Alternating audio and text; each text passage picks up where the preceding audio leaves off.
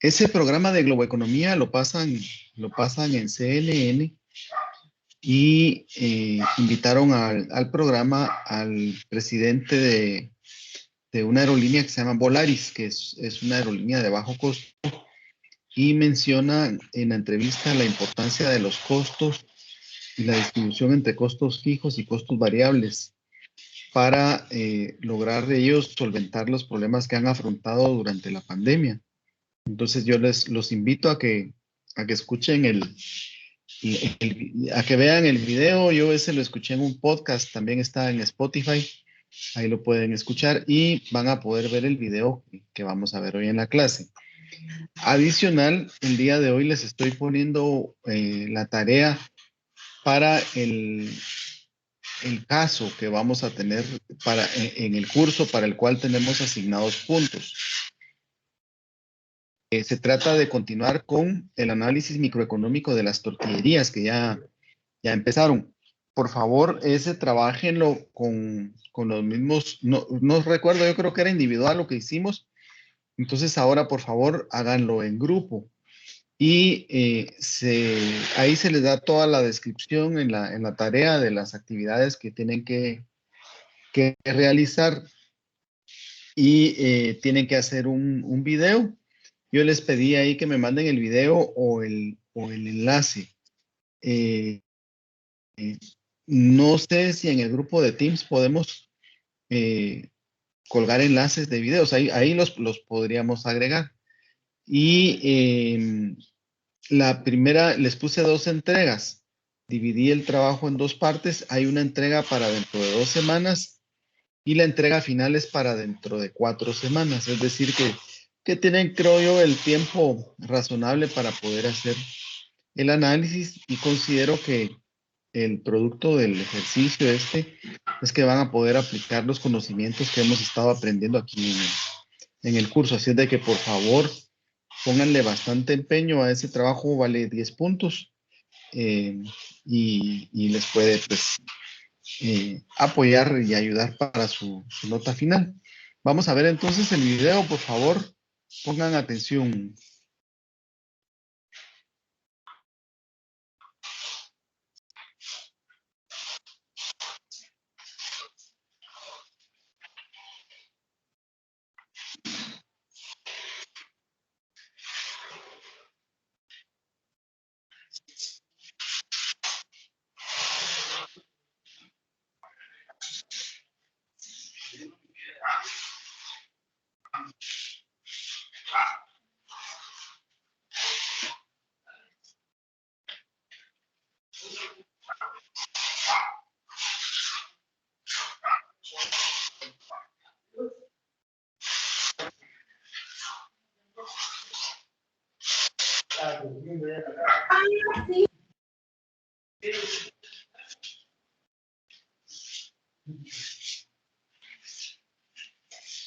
Disculpen, voy a tener que desconectar un poquito mis audífonos porque no logro conectar el audio del video.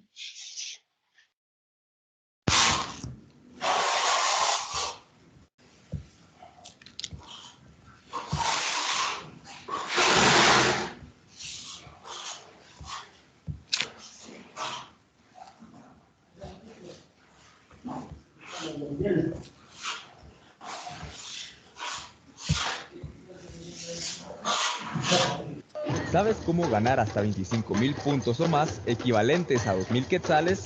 Aquí te enseñamos.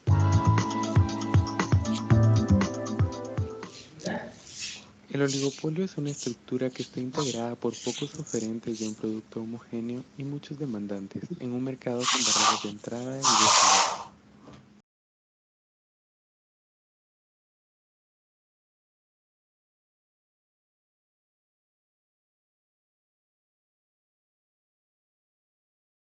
Ya no se escucha, Lick.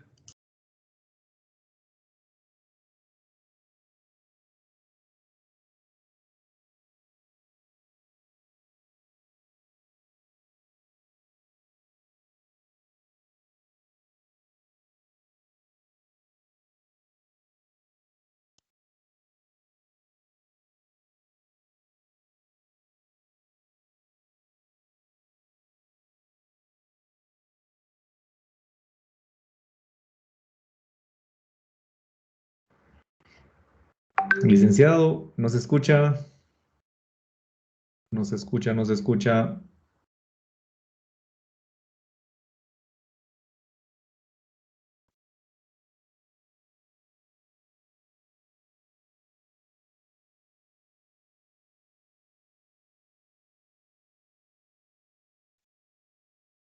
Nick, perdone, no se escucha.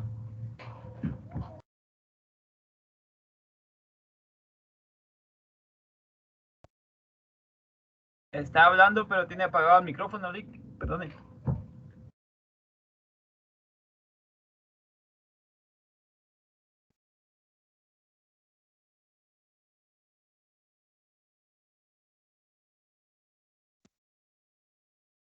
Perdonen, disculpen, voy a probar otra vez poner el video.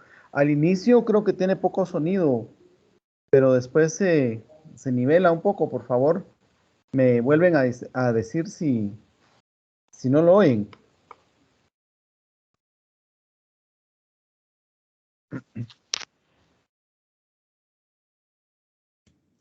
No se escucha, Lick. Aún no se escucha, Nick.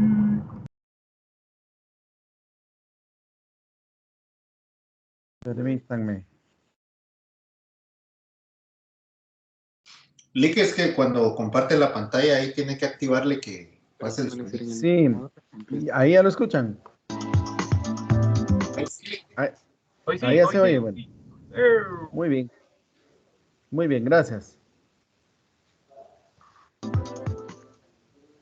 El oligopolio es una estructura que está integrada por pocos oferentes de un producto homogéneo y muchos demandantes en un mercado con barreras de entrada y de salida.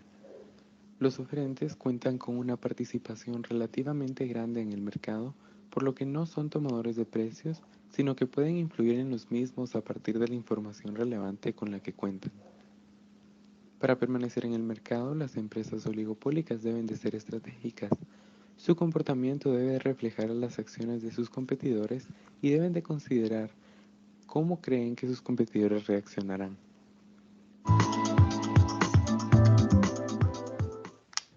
La industria azucarera en Guatemala se concentra en dos ingenios en la costa sur del país, los cuales produjeron 2.8 millones de toneladas métricas de zafra al 2013, destinando el 75% a la exportación.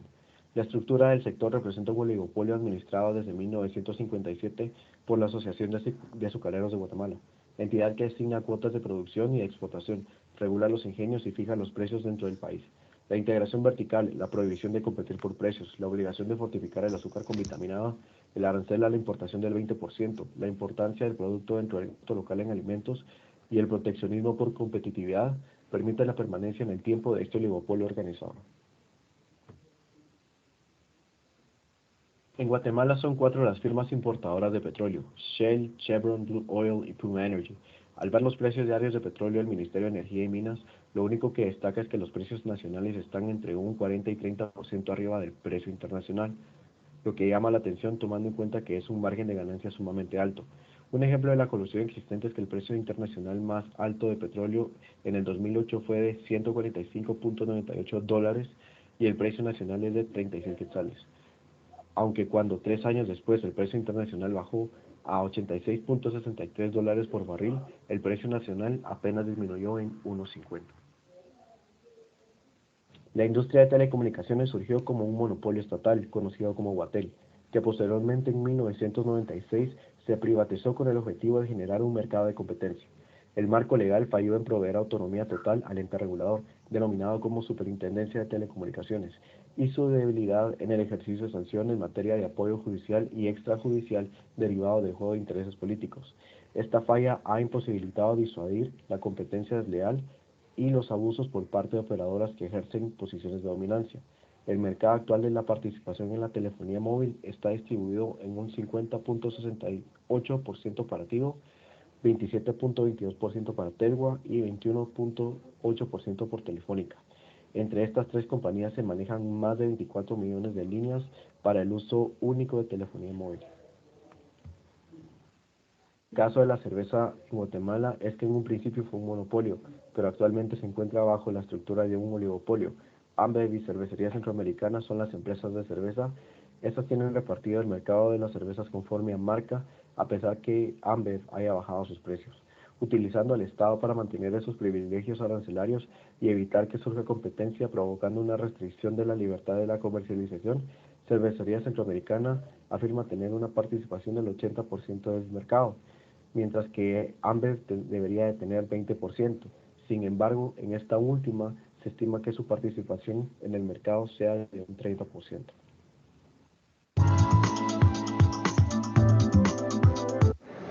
¿Qué tenemos de ejemplo? Tenemos líneas aéreas, por ejemplo, que es donde más se compiten en esta modalidad. Tenemos computadoras, tecnología de muy alto nivel, en donde los competidores son muy fuertes y su mercado va designado, y su mercado es un conglomerado que no es de bajos ingresos. ¿Considera usted que es más fácil que se forme un oligopolio? Yo diría que puede ser más en el sector de los servicios. ¿Los servicios?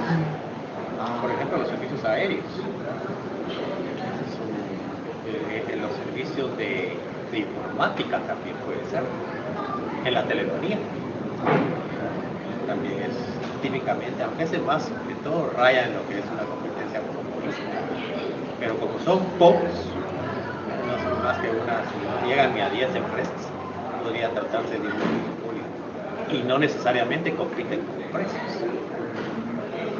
Hemos hablado de software, de hardware, de banco, de bebidas carbonatadas, o sea, están en diversos sectores. Es que es una lógica inherente al sistema de competencia, contrario a lo que postula la teoría neoclásica, que las empresas buscan la maximización de ganancias. En la práctica lo que se observa es que las empresas lo que buscan es la maximización o el aumento de la cuota de mercado. Bueno, es todo, pero les voy a contar, por ejemplo, bebidas alcohólicas y no alcohólicas, transporte urbano o transporte urbano, o sea, entre varios sitios, servicio de taxi, de tuk-tuk, proveedores del Estado en materias como útiles de oficina, medicinas, fertilizantes. No creo que sí son fallas de mercado, pero inherentes a la propia naturaleza del mercado. Todos quieren crecer, todos quieren ser más grandes, ganar cada año más, tener más mercado. Entonces, eso lleva a una lógica de fusiones, absorciones, compras, que es una forma rápida de crecer. Toda norma que favorece a un grupo de presión o a unas personas, toda esa norma tiene que ir fuera, porque las leyes tienen que ser generales, es decir, para usted y para mí, todos iguales ante la ley, todos los mismos derechos ante la ley. Bueno, pues leyes iguales, se acabó. No puede haber leyes que favorezcan a nadie, si no se crea un oligopolio. Porque si no, lo que usted, con la excusa de ayudar a las personas, lo que está es creando oligopolio. Digamos que per se el oligopolio no es perjudicial para la economía, siempre y cuando se enfoque dentro del modelo de competencia monopolística, es decir, que de alguna manera que sean pocos los competidores estén realizando algún tipo de sana competencia, o sea, no estén llegando a acuerdos de fijación de precios o acuerdos de repartimiento de mercados o de cuotas de distribución. Eso es realmente lo dañino. Bueno, depende hasta dónde estén limitadas sus posibilidades de abusar de esa posición dominante. No, que de esta manera lo único que hacemos es tener malos hospitales, mala universidad pública, mal servicio de transporte. Si hubiera competencia y se ayudara a las personas, sería distinto a como se hace ahora, que es que se ayuda a las instituciones y las instituciones no mejoran porque no tienen competencia. Es lo oligopolio. Ahora, ¿cómo regula cómo podría regular el gobierno a los oligopolios? Digo, tanto que por ser los bienes y servicios que no van a un mercado donde están personas que podrían ver afectados por la existencia de oligopolios, entonces la regulación no sería muy recomendable, porque ellos naturalmente compiten. Bueno, básicamente, en general, toda norma de regulación de competencia lo que debe buscar es limitar el abuso de posiciones dominantes, sea monopolio, oligopolio o incluso perfecta. Mire, el mercado no lo puede resolver siempre que haya una ley que se lo impida. Solo puede resolver el Estado. Sí, sentarse el Estado y decir, vamos a ver, ¿qué leyes estrechan, cohíben o hacen más pequeño la oferta? ¿Qué leyes hay? Pues mira, aquí hay una ley que dice que solo pueden circular buses urbanos. Eso fuera. Solo pueden, fuera. Que circule el bus que quiera.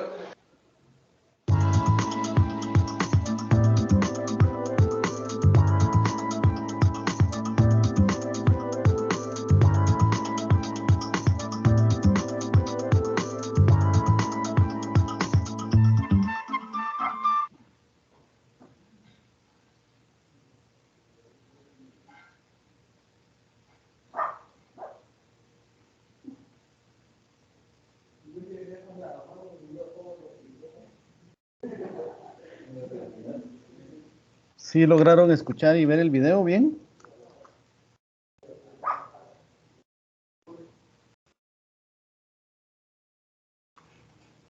Sí, se escuchó, Lick. ¿Sí lo lograron ver?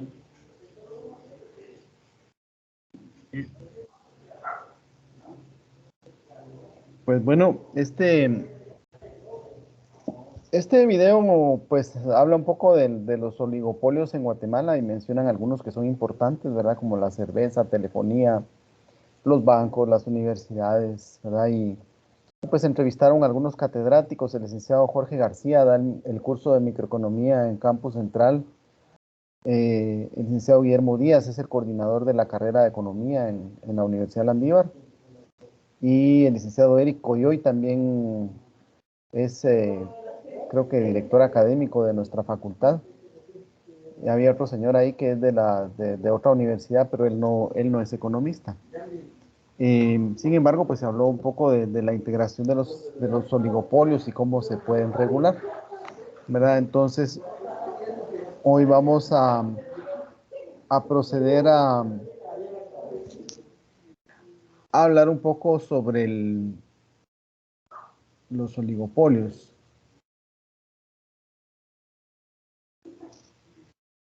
Aquí la tenía abierta. Como ya dijimos, no están viendo ahí mi pantalla, ¿verdad? Todavía no, Lick. Ahorita se las voy a compartir. ¿La ven ahí? Hoy sí. Bueno, como nosotros hemos venido estudiando la competencia perfecta y ya vimos el modelo de maximización de ganancias en competencia perfecta. ¿Se recuerdan ustedes que vimos que hay una estructura de costos, ¿verdad? Con una curva de un costo medio que es como, tiene una forma como de cuerda de saltar, ¿verdad? Como una U. Y hay una curva de costo marginal que atraviesa desde abajo a la curva de costo marginal. Y hay una curva o una línea de precios, una línea de ingreso medio que es igual a la de ingreso marginal, que es una línea horizontal y es una recta, ¿verdad? Y esa línea es recta, perdonen, esa línea es recta porque como las empresas, lo que tenemos ahí en la gráfica que de maximización de ganancias, en el eje de abajo son niveles de producción, son unidades de producción. Y esas unidades de producción en un mercado de competencia perfecta se deben vender al mismo precio, sea cualquier cantidad de producto que se quiera vender. Eso se debe a que en la competencia perfecta las empresas son tomadoras de precios. ¿Qué quiere decir eso? Que ellos venden al precio que el mercado establezca, ¿verdad? Así como yo no sé si ustedes han ido al mercado, ¿verdad? O puede ir uno a los mercados mayoristas. Hay una central de mayoreo aquí en la ciudad de Guatemala, en la salida para la carretera al Pacífico. Egma. Y a la SEGMA, y ahí, digamos, si ustedes le preguntan a los vendedores de vegetales, por ejemplo, a cómo está el tomate, y ellos le dan el precio y le dicen, mire, ¿y por qué tan caro? Pues no sé, le dicen a uno, así vino, a ese precio se está manejando en el mercado, ¿verdad? Y a ese precio se les venden a ellos, ¿verdad? Entonces ahí hay una competencia y el propio mercado, de acuerdo a la oferta y la demanda, establece el precio, ¿verdad? Entonces, ahí son tomadores de precios. No es que alguien pueda estar cambiando su precio o fijarlo, sino que toman el precio del mercado. Entonces, por eso en la competencia perfecta, esa línea que es la de ingreso medio, de ingreso marginal, es una línea recta. Eso ya lo habíamos visto. Pero en la competencia imperfecta, esa línea no es una línea recta y se diferencia la línea de ingreso medio de la de ingreso marginal. Ya vamos a ver cómo es que se separan, ¿verdad? Y yo creo que, bueno, eso fue de lo que empezaron a leer ustedes en el capítulo 10 del análisis de la competencia imperfecta. Se leyeron un poco del análisis de los mercados competitivos en el capítulo 9 y en el 10 de la competencia imperfecta. Entonces, la competencia imperfecta incluye a los mercados que son los que existen en la realidad. La competencia imperfecta no existe. Y tenemos al monopolio, al oligopolio y la competencia monopolística. Que la competencia monopolística es un tipo de mercado que agrupa elementos de la competencia perfecta y elementos del monopolio, ¿verdad? Ya lo vamos a ver un poquito más adelante. ¿Por qué hay ese tipo de mercados? Porque a veces existen barreras a la entrada, a veces esas barreras son por el tamaño de la inversión que hay que hacer. Economías de escala quiere decir que a veces en algunos de esos mercados se puede producir a precios bajos con la condición de que las escalas de producción sean enormes, que sean muy grandes. Porque de lo contrario resulta antieconómico llevar a cabo esos procesos de producción. Digamos, nosotros que estamos viendo el caso de las tortillerías, ¿verdad? Poner una tortillería para vender 10 tortillas al día no es conveniente, ¿verdad? Tienen que tener cierto volumen para que la inversión se pueda recuperar, ¿verdad? Entonces, igual es aquí en los oligopolios y los monopolios, ¿verdad? Que tienen que haber cierto volumen de operación para que sea razonable, sea desde un punto de vista económico, financiero, poder hacer la inversión.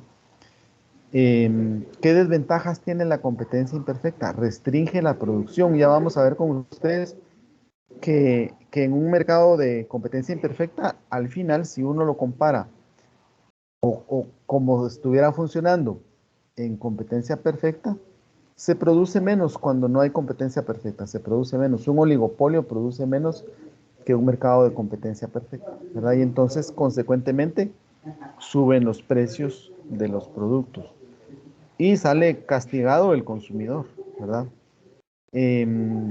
Las ventajas que hay, aprovechamiento de economías de escala, es decir, se logra esa economía por producir volúmenes grandes de producción y costos más bajos. Se puede tener la capacidad de generar investigación y desarrollo. Por ejemplo, con estas empresas oligopolistas de cerveza, generan tanto volumen de ventas y de ingresos y tienen que estar compitiendo en un mercado tan dinámico que eso les da el chance de poder invertir en investigación y desarrollo, ¿verdad? Tal vez ellos investigan nuevos sabores, nuevos ingredientes, efectos en la salud, ¿verdad? Entonces, tienen ciertos beneficios, ¿verdad? Los mercados de la competencia imperfecta. Y hay muchos mercados, si ustedes ven en la economía guatemalteca, hay muchos mercados que funcionan bajo esta forma, ¿verdad? Oligopolios, monopolios, competencia monopolística, ¿verdad? Entonces, bueno, aquí hay una definición de lo que es competencia imperfecta, que es cuando alguien puede influir sobre el precio, aunque en la competencia monopolística yo lo veo difícil. Y vamos a hablar entonces del monopolio. Ya hemos dicho que es un mercado en el que hay solo un vendedor de un producto y ese vendedor tiene el control absoluto de la industria, ¿verdad? El ser el único productor le da el poder a esa empresa, ¿verdad? El caso del cemento, por ejemplo, en Guatemala, que yo creo que va siendo el único monopolio que queda grande, es una empresa que tiene el poder total en el mercado, ¿verdad? Dice aquí los monopolios verdaderos son raros en la economía. ¿Por qué son raros? o monopolios verdaderos se refiere a que sea una sola empresa que vende un producto y que no tiene ni siquiera productos sustitutos cercanos, digamos como si fuera en el caso del cemento, diría yo que sí se cumple esa condición, porque es un producto en donde no hay otro producto cercano, ¿verdad? Tal vez hay algunos productores más pequeños con menos importancia o hay comerciantes tratando de ingresar ese producto al país, pero no logran quitarle esa posición de líder en el mercado, ¿verdad? De ser el único. Tiene el poder de influir en el precio del mercado, ¿verdad? Cuando una empresa que es competitiva es precio aceptante, es decir, en el mercado de competencia perfecta tiene que aceptar el precio del mercado. En cambio, en el monopolio, la empresa es precio decisora, o sea, ahí sí decide a qué precio vender. Y el equilibrio siempre se obtiene cuando el ingreso marginal es igual al costo marginal. Y en este caso la curva del ingreso marginal es menor la pendiente a la pendiente de la curva de costo marginal. Ya vamos a ver esas gráficas. Como decía, en la empresa competitiva, en un mercado competitivo, las empresas tienen que aceptar el precio, porque en el mercado se decide la cantidad de producto que se ofrece, ahí se decide el precio, se deciden las cantidades a las cuales se vende, ¿verdad? En cambio, en el monopolio se cobra un precio superior al costo marginal. ¿Por qué es esto? Porque en el monopolio hay una curva de demanda, que es la curva de demanda del mercado y que al mismo tiempo es la curva de demanda para la empresa y que tiene cierta inclinación, ¿verdad? Y entonces en el monopolio hay mucha importancia para la elasticidad de la demanda que se pueda derivar de la inclinación que tenga la curva de demanda. Es decir, que mientras más inelástica o menos elástica sea una demanda, un monopolio va a poder tener más poder. ¿Por qué? Porque la gente tiene que comprar su producto, le guste o no le guste. Como el caso, por ejemplo, ahora de las vacunas contra el coronavirus. Es un producto que está hecho por algunas cuantas empresas y ellas establecen el precio, ¿verdad? Porque las personas y los países tienen que comprar las vacunas, les guste o no les guste, ¿verdad? Aunque pues es un caso especial porque por la pandemia yo creo que ese mercado va a estar muy intervenido, ¿verdad? Y no es que las empresas puedan vender al precio que quieran, ¿verdad? Porque además un acto humanitario, ¿verdad? A veces el de distribuir todas las vacunas en todo el mundo. ¿Por qué surgen los monopolios? Eso ya lo estábamos platicando, que es una empresa única que vende un producto que no tiene sustitutos cercanos, ¿verdad? El cemento, por ejemplo, aquí en Guatemala no tiene un sustituto cercano, ¿verdad? No hay un producto parecido que a ese costo pueda servir para construir.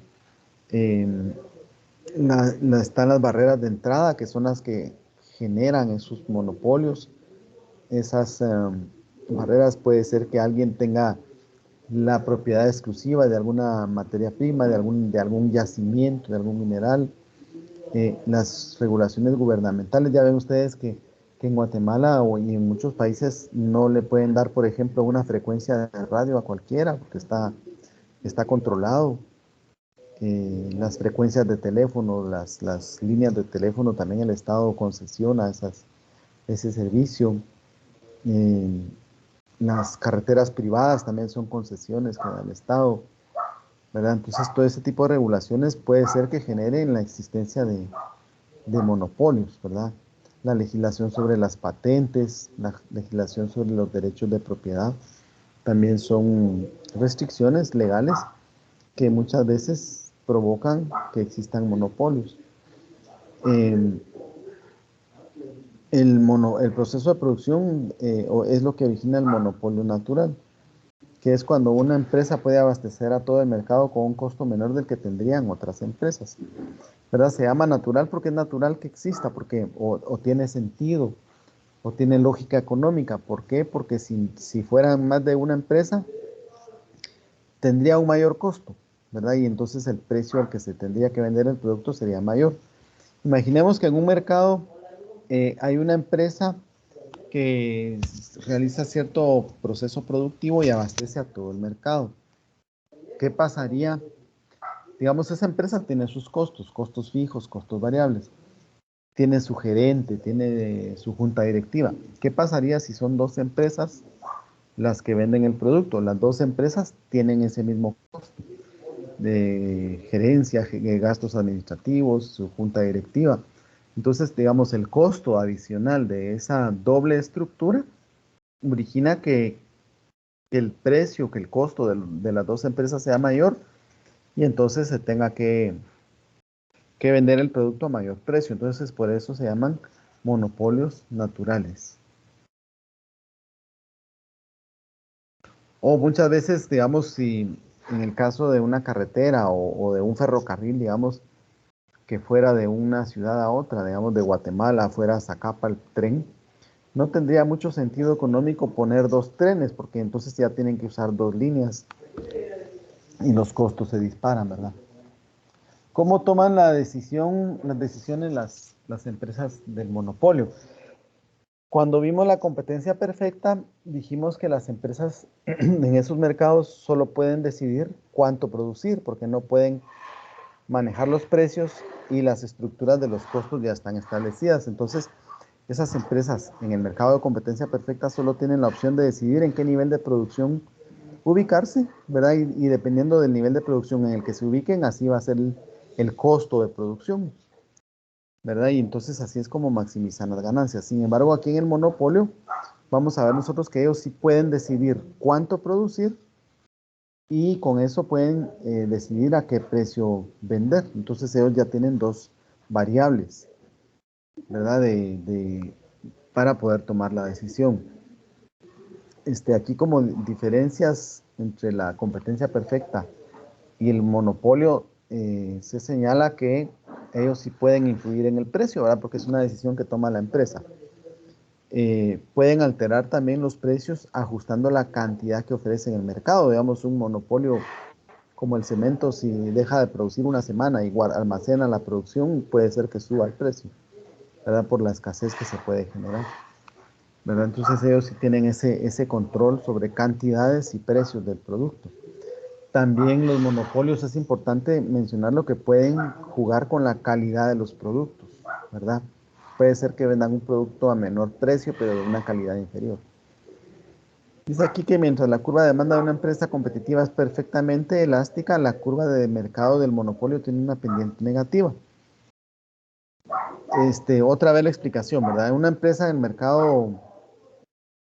mercado de competencia perfecta puede vender, si por ejemplo somos una empresa que vendemos aguas gaseosas, podemos vender una gaseosa, 2, 3, 100, 500, 1000, 2000, 3000, la tenemos que vender al mismo precio. Entonces por eso nuestra curva de demanda, porque va a ser la cantidad que nos demandan nuestros compradores, es una línea constante, es una línea recta, ¿verdad? Que es una línea horizontal sobre el eje de X, que no cambia de dirección. En cambio, en el mercado de monopolio sí tiene una pendiente negativa.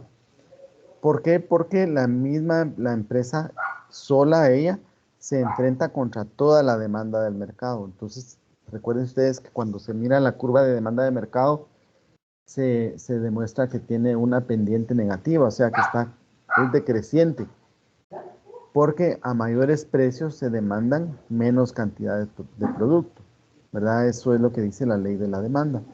Entonces, en el caso de la empresa de monopolio, la empresa se enfrenta solita contra toda la demanda del mercado, y por eso es que la curva de demanda tiene una pendiente negativa.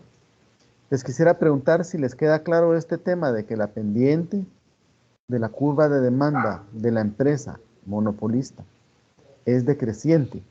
¿Y por qué es decreciente? Les pregunto si queda claro. ¿Alguien me lo puede confirmar?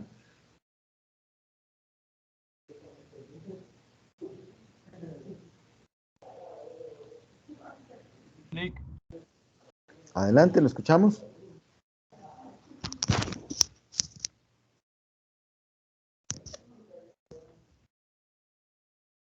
escuchamos. Disculpe, ¿ustedes sí me están oyendo a mí?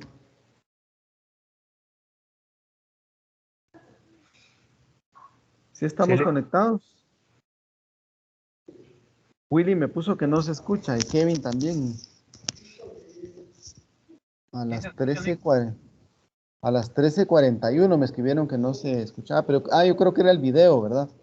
Sí, era el video, licenciado. Sí, yo les quiero preguntar porque quisiera pedirles que me confirmen si está claro ese punto, porque si no está claro ese punto, no van a entender la diferencia entre competencia perfecta y monopolio. La curva de demanda de una empresa le voy a pedir a Dania que nos ayude. ¿Por qué la curva de demanda de una empresa en competencia perfecta es una línea recta que es paralela, digamos, al eje de X? Que no tiene una pendiente, no crece, no disminuye. ¿Por qué será eso, Dania? Pues según lo que yo estaba entendiendo,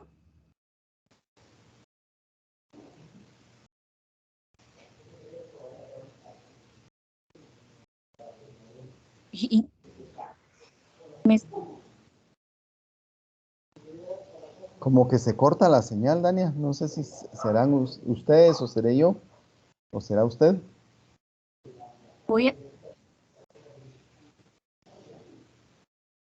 Creo que es ella.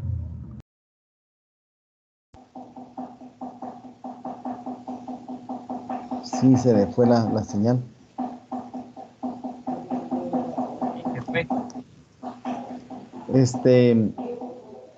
Bueno, aprovecho, yo le había pedido a Héctor que me escribiera un mensaje al WhatsApp para enviarle el enlace del examen que tenemos pendiente. Héctor me mandó el mensaje. Lick, lo que no entiendo, no sé si estoy en lo correcto. Por ejemplo, entre más vende, decrece la demanda, ¿no? ¿Es así? Mire, pues digamos que usted vende, Willy está levantando la mano, adelante Willy, tal vez Willy lo logra explicar mejor que yo. Pues tal vez no mejor, pero voy a explicar lo que entendí. Si no, lo vamos a poner a dar la clase, ¿va, Willy?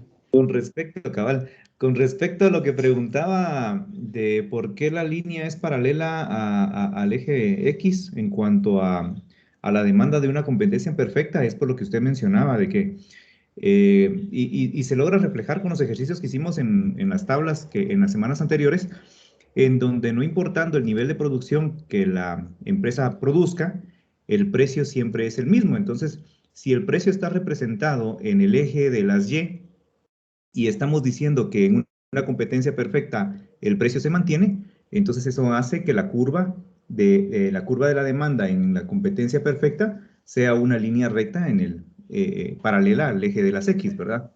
A diferencia de lo que vendría siendo la curva de la demanda de una competencia imperfecta, en donde el precio varía y esa variación en el precio tiene un impacto en la demanda del producto. Ajá, muy bien.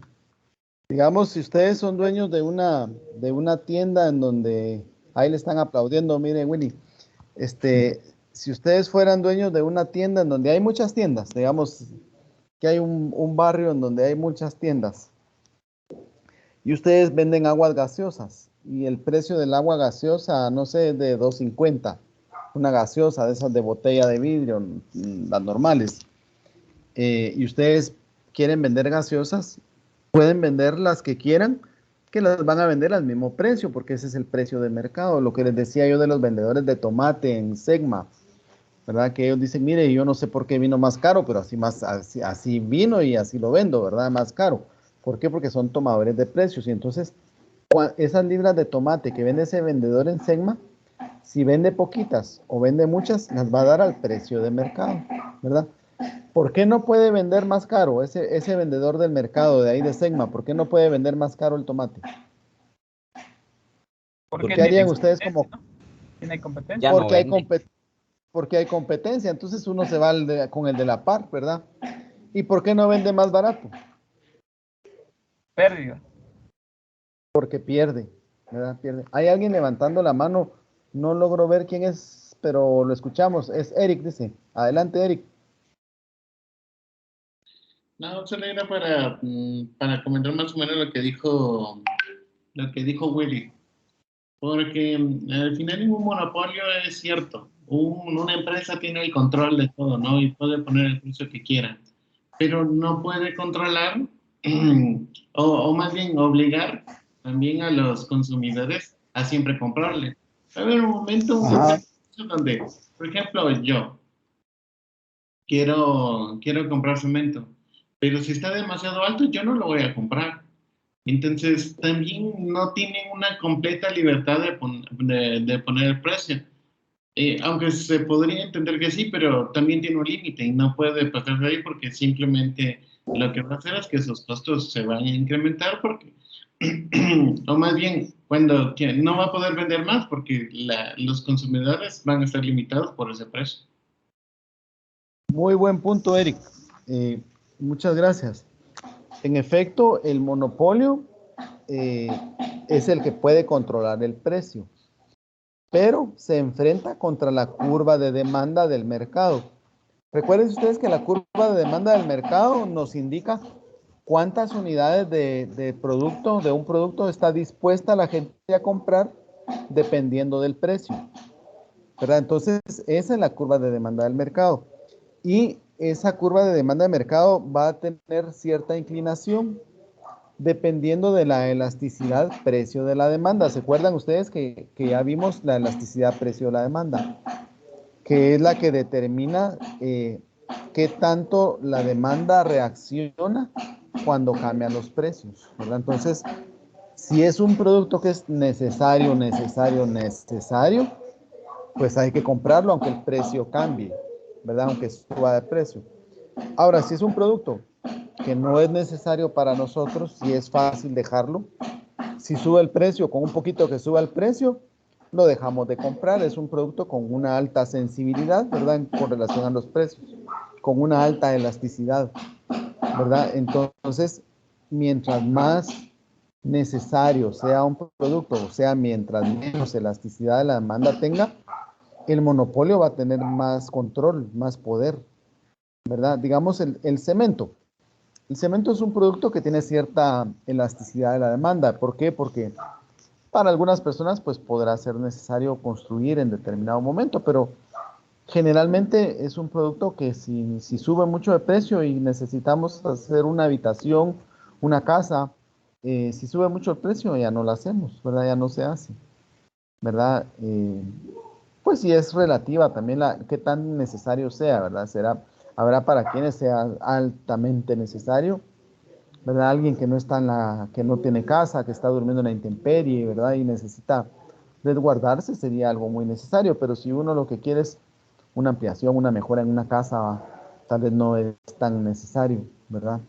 Entonces depende de la elasticidad de la demanda, el grado de poder del monopolio, y eso lo decía ahí en el libro, ¿verdad? Con este índice de Lerner, que nos da, el índice de Lerner nos dice qué tanto hay la diferencia entre el precio y el costo marginal, que es la ganancia que está obteniendo el empresario por cada unidad vendida adicional, qué tanto eso es proporción del precio, ¿verdad? Qué tanto del precio es esa ganancia, ¿verdad? Entonces, cuando la elasticidad de la demanda es bien baja, las empresas de monopolio tienen más control, más poder, ¿verdad? Les voy a compartir la pantalla. Ahí chequean el portal, compañeritos, por favor. No quisiera que se atrasen con el trabajo de las tortillerías. Bueno, ahora, ¿cómo toman las decisiones los monopolios? ¿Verdad? Aquí la diferencia es que ellos sí pueden influir en el... ¿Sí? Antes de avanzar, ¿de cuántos integrantes tiene que ser el grupo? Yo les puse 4. Puse 4. Pudieran ser 3. Pero mejor que no pasen de 4, ¿verdad? Porque si ya son 5, eso ya es fiesta, ¿verdad? Ya no... Ya es 20 puede haber alguien que... puede ser que alguien no trabaje, ¿verdad? Y la idea es que aprendan, ¿verdad? Ustedes, esa es la idea. Muy bien, gracias. Bueno, entonces, la diferencia, digamos, con el monopolio es que ellos pueden tomar la decisión del precio, a qué precio vender, y sabiendo ellos qué precio ponen, van a saber cuánto van a vender, porque ellos miran la curva de demanda. En la competencia perfecta, no, en la competencia perfecta, uno solo pone el precio, el nivel de producción se puede escoger, ¿verdad? Porque el precio está dado por el mercado, ¿verdad? Puede alterar el precio ajustando la cantidad que ofrece en el mercado también, ¿verdad? Eso puede ser, lo puede hacer un monopolista, ¿verdad? Pueden ocultar el producto. Yo recuerdo cuando yo era adolescente acostumbraban mucho en Guatemala a esconder el azúcar.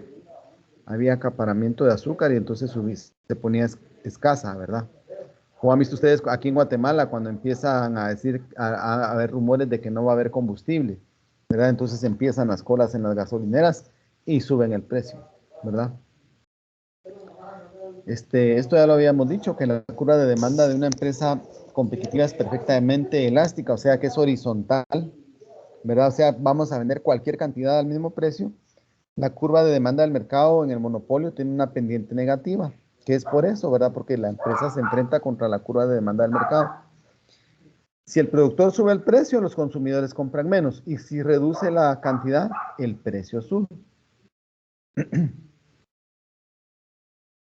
El monopolio se enfrenta a la curva de demanda del mercado que tiene pendiente negativa. El ingreso total es igual a la cantidad vendida por el precio. Eso ya lo habíamos hecho antes, ¿verdad? En los ejercicios. El ingreso promedio siempre es igual al precio. Eso también ya lo vimos. Ahora, el ingreso marginal aquí sí es diferente que el ingreso medio. El ingreso marginal es el ingreso que se obtiene de vender una unidad adicional. Pero como la empresa se enfrenta contra la demanda de mercado, para vender más tiene que bajar el precio. Entonces las unidades que se van vendiendo adicionales se venden a un precio menor que las unidades que ya se habían vendido en niveles de producción anteriores. Entonces el precio, a medida que aumenta el nivel de producción, digamos, pónganse mentalmente en la gráfica, si nos movemos en el eje de X de izquierda a derecha, el precio al que se va a ir vendiendo es cada vez menor. Para el monopolio siempre su ingreso marginal es menor que el precio de su producto, o sea, siempre van a vender por encima del ingreso marginal.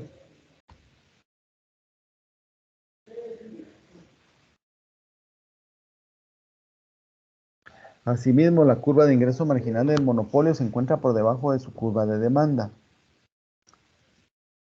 Cuando incrementa la cantidad que vende, produce efectos en la producción y en el precio, que es lo que hemos estado diciendo, ¿verdad? Cuando el costo marginal es menor que el ingreso marginal, la empresa puede aumentar su ganancia con la producción de un número mayor de unidades. Ya lo vamos a ver, yo creo que es mejor ver la curva, ¿verdad? Ver la gráfica, perdón. Aquí tenemos la gráfica, ¿verdad? Entonces, digamos, aquí es importante. No sé si ven mi cursor ahí. Digamos, aquí está la curva de costo medio y está la curva de costo marginal. Esas curvas están dadas, digamos, esas no las puede cambiar la empresa. Porque si se recuerdan ustedes, cuando hablamos de los costos, dijimos que son los costos que se dan acá a ciertos niveles de producción. Hay que tomar en cuenta ahí la ley de rendimientos marginales decrecientes, ¿verdad? Y para la empresa, esos costos, digamos, es como una fórmula técnica, digamos, no hay forma de cambiarlo, ¿va? Digamos, cuánto cuesta producir 100 tortillas, cuánto cuesta producir 200 tortillas, cuánto cuesta producir 300. Y puede ser que haya un mínimo de costo, ¿verdad? Cuánto cuesta producir 5,000 tortillas, pero después puede ser que empiece a subir, ¿va? Por la ley de rendimientos marginales decrecientes. Entonces, la empresa no puede modificar sus costos. Esto los costos ya están establecidos, ¿verdad? Son estándares. Y la línea roja es la línea de demanda del mercado, ¿verdad? Esta empresa es bien grande, pues, porque es un monopolio que se enfrenta solito él contra todo el mercado. Y la línea roja es la línea de demanda del mercado. Que recuérdense ustedes la ley de la demanda, ¿qué dice? que a menores precios, mayores cantidades demandadas.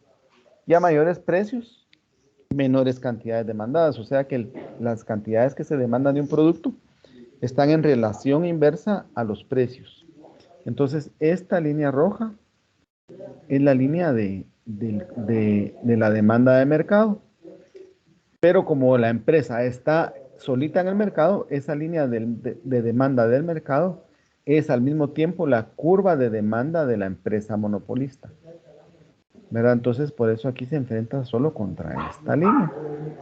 ¿Verdad? Y entonces, por ejemplo, aquí donde está el cursor, quiere decir que el precio es alto, ¿verdad? El precio es alto, pero la cantidad demandada es baja. En cambio, si nos ubicamos por acá, el precio es bajo, ¿verdad? Aquí el precio sería bajo y la cantidad demandada sería alta, ¿verdad? Entonces, la empresa esta, para poder vender, se tiene que apegar a la línea roja, la curva de demanda, ¿verdad? Y entonces, dependiendo de eso, en qué nivel de la línea roja se ubique, así van a ser los precios a los que va a vender y las cantidades que va a vender.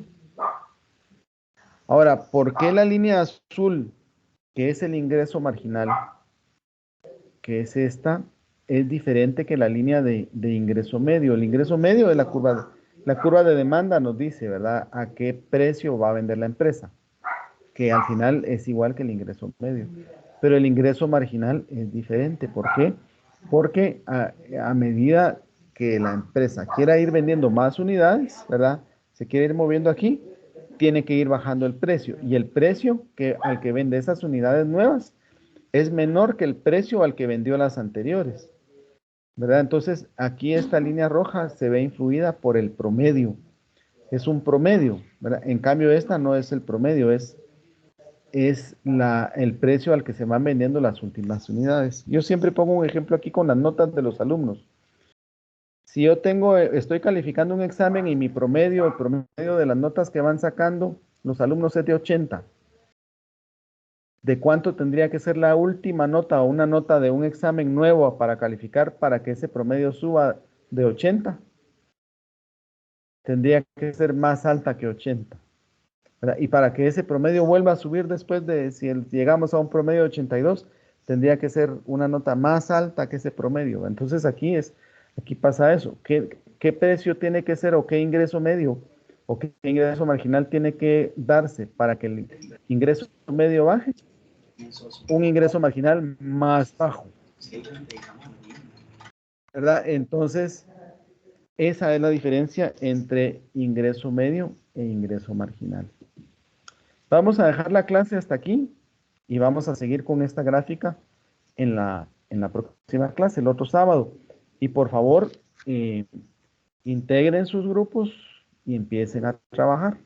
Ese trabajo lleva bastante tarea, hay bastante que hacer, ¿verdad? Pero es un trabajo bonito y ahí van a poder aplicar los conocimientos que estamos viendo aquí, ¿verdad? Para que se queden más fijados en sus mentes y ustedes puedan comprenderlos mejor. Entonces, espero verles el otro sábado. Les deseo muy buena semana. Que estén muy bien todos. Cuídense mucho. De acuerdo, licenciado. Gracias. Gracias, licenciado.